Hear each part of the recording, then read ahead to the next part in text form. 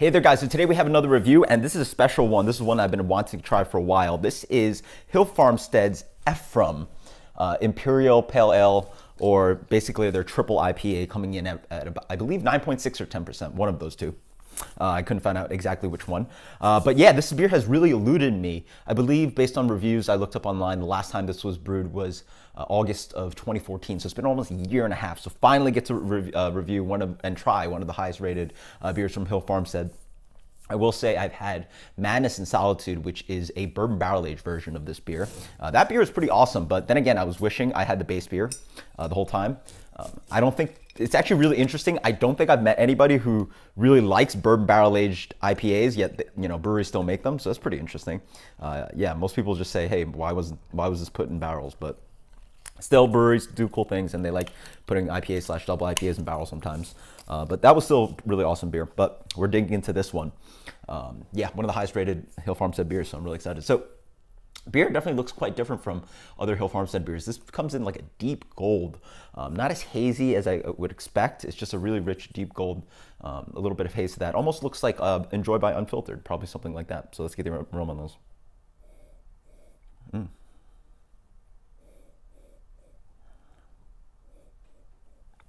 Big candied sweetness of citrus, orange, candied orange peel.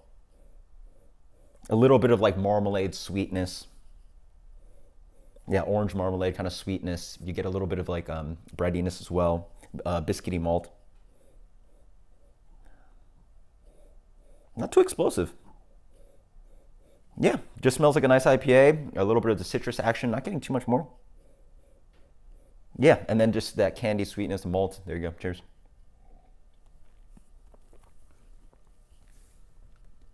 Wow. Huh.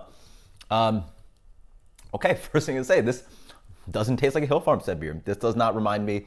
I'll post a link to it, but I reviewed the Contact of Life. That just like, blasted up at me. It tasted like, a Farmstead beer. This one is different. I mean, not that it's completely non-Farmstead, but it's just, I guess I've never had it. He doesn't make other 10% hoppy beers, whereas he does make other 5% hoppy beers. Yeah, this is different territory. Resin for days, yeah. Wow. Just big smack of like these resinous, piney kind of hops. Resin bomb for days. Reminds me of like very much a flavor from some of these West Coast IPAs. You get that hop slam, kind of big resiny thing going on. You also get a little bit of that sweetness. Really nice chewy mouthfeel. Definitely a biscuity malt kind of quality in the middle. Not too sweet, but it is on the sweeter side of what Farmstead beer can be. It's okay. So what it is, it's like Hop Slam, but Farmstead version. So it's still dangerously drinkable.